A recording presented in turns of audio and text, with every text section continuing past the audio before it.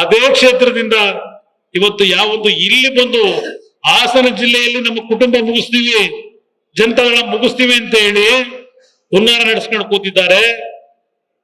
ಕನಕಪುರದಿಂದ ಬಂದು ಎಂತದೋ ಇಲ್ಲೆಲ್ಲ ಮೊನ್ನೆ ಇಲ್ಲೆಲ್ಲ ಭಾಷಣ ಇಲ್ಲಿ ಹೋಗೋದು ಅದೆಲ್ಲ ಒಳಗಡೆ ಕೇಳಬೇಕಂತೆ ಅಲ್ವಾ? ಏನೋ ಭಾಷಣ ಕೇಳಿಸ್ಕೊಂಡೆ ನಾನು. ಇನ್ನೂ ಒಂದ್ಸಲ ಹೋಗಿ ಒಳಗಡೆ ಕೇಳಬೇಕು ಅಂತ ಹೇಳಿ. ದಯವಿಟ್ಟು ಇವತ್ತು ನಾನು ನಿಮ್ಮಲ್ಲಿ ಕೈ ಜೋಡಿಸಿ ಮನವಿ ಮಾಡ್ತೇನೆ. ಇವತ್ತು ಇಲ್ಲಿ ಏನು ನೀವು ಕೂಗು ಹಾಕ್ತೀರೀಗ ಅದು ಕನಕಪುರಕ್ಕೆ ಕೇಳಬೇಕೀಗ.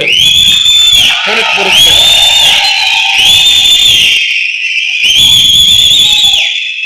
ರಾಜಕಾರಣದಲ್ಲಿ ಸೋಲು ಗೆಲುವು ನಮ್ಮ ಕುಟುಂಬ ನೋಡಿದ್ದೇವೆ. 99 ರೇವಣ್ಣನೂ ಸೋತ, ನಾನೂ ಸೋತೆ, ದೇವೇಗೌಡರು ಸೋತರು.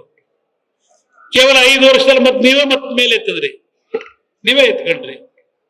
ಸೋತಾಗ ನಾವು ಮನೆಯಲ್ಲಿ ಎದುರ್ಕೊಂಡು ಕೂರ್ಲಿಲ್ಲ, ಗೆದ್ದಾಗ ದುರಹಂಕಾರದಿಂದ ರಾಜ್ಯ ಲೂಟಿ ಹೊಡಿಲಿಲ್ಲ. ನಾವು ಜನಗಳ ಪರವಾಗಿ ಸೇವೆ ಮಾಡಿದ್ದೆ, ಆ ತೃಪ್ತಿ ಇದೆ ನಮಗೆ.